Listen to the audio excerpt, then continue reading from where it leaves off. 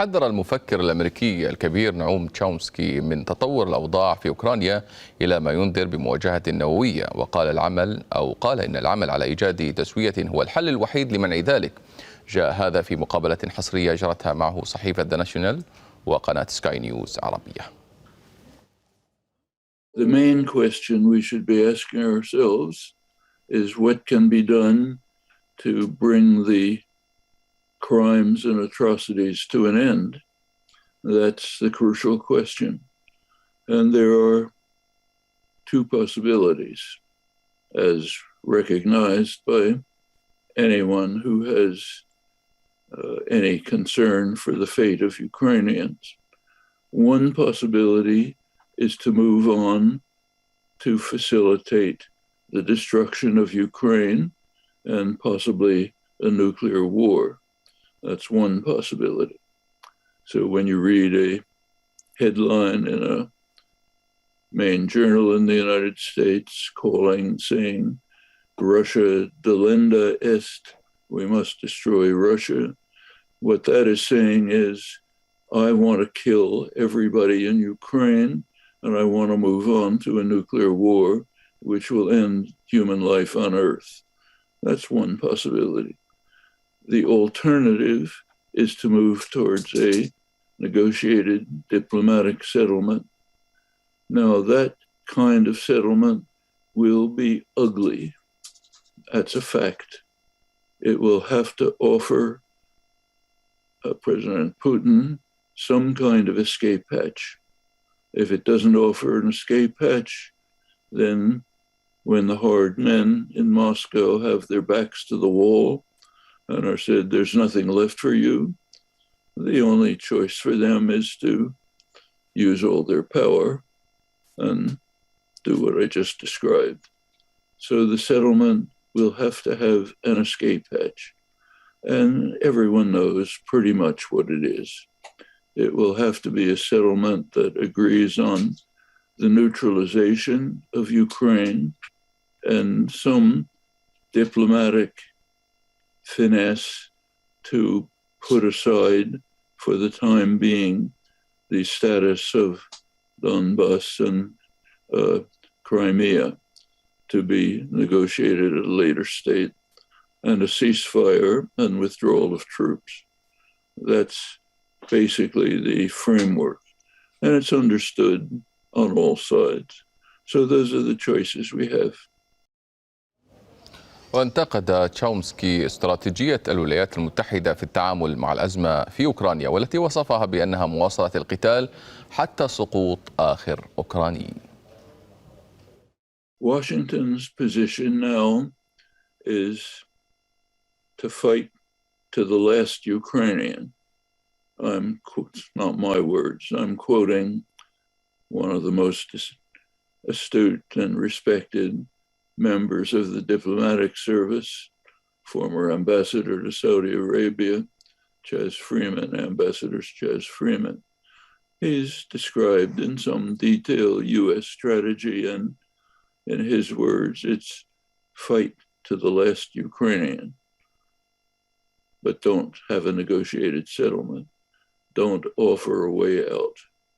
That's U.S. policy. Seems pretty much China's policy.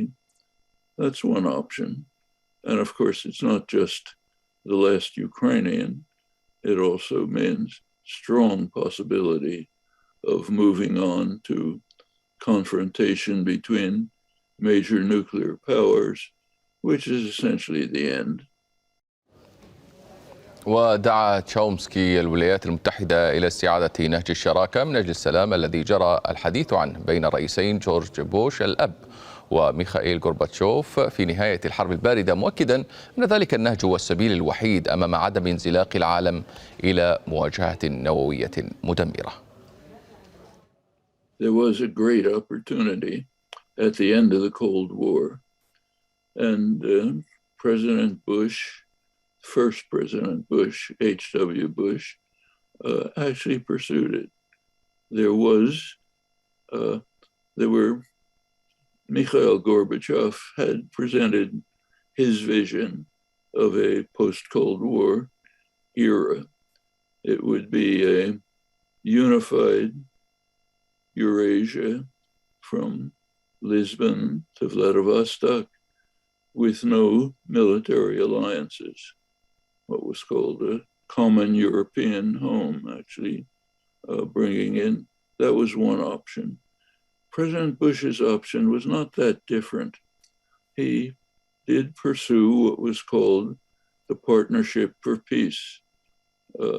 Ambassador Freeman, who I quoted, was instrumental in formulating this system. He was right at the heart of it.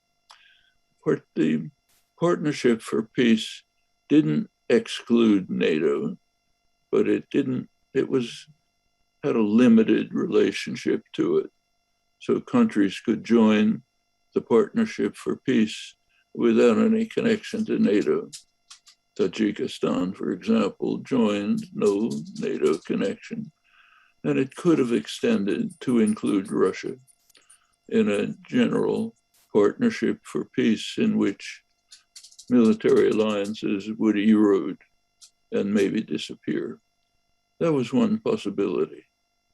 Well, Ambassador Freeman describes what happens. Worth reading his words. I'm sorry, I don't have them in front of me, so I'll have to paraphrase. What he said is that in 1994, when Bill Clinton became president, he started talking out of both sides of his mouth to the Russians. He said, Partnership for Peace. To the world, he said, we're going to expand NATO to the Russian border. He was bitterly condemned by Boris Yeltsin, again in 1996, when he expanded this picture. 1997, he invited Poland, Slovenia, Hungary into NATO, pushing NATO to the Russian border. This was in strict violation of a promise, firm commitment that President Bush had made to Gorbachev that NATO would not extend 1 inch to the east, meaning to the east of East Germany. And Bush lived up to that. Clinton did for a few years and then violated it. The Russians objected, but tolerated it.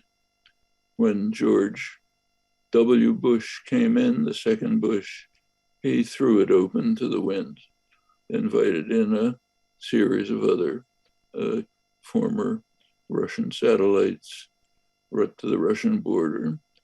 2008, he even went further and invited Ukraine to join. Every American diplomat, George Kennan, Henry Kissinger, Jack Matlock, heads of the CIA, all of them understood very clearly that Georgia and Ukraine are red lines. The Russians will tolerate a lot, but not the entry of a hostile military alliance into their geostrategic heartland. No Russian leader would accept that. Not Yeltsin, not Gorbachev, no one. Nevertheless, W. Bush went ahead. That time it was vetoed by France and Germany. Could understand what that meant, but they went ahead anyway. By 1915, after the Maidan coup, the United States moved directly to begin pretty much to incorporate Ukraine loosely within NATO, military missions, arms, and so on. In September 2021, it's a few months ago, President Biden presented a formal policy statement, September 1st, 2001. It's worth reading. You can find it on the White House webpage. Wasn't reported in the United States, but I'm sure the Russians read it. It called for an enhancement program for NATO membership for Ukraine, called for new advanced weapons shipments to Ukraine, military maneuvers with the United States, training of Ukrainian military officers, and so on. We don't know. I don't know. But it could be that this was what finally induced Russia to make the dangerous criminal decision to go to direct invasion, possibly. But anyway, that's the background of what's been happening. And it leaves us now with two choices.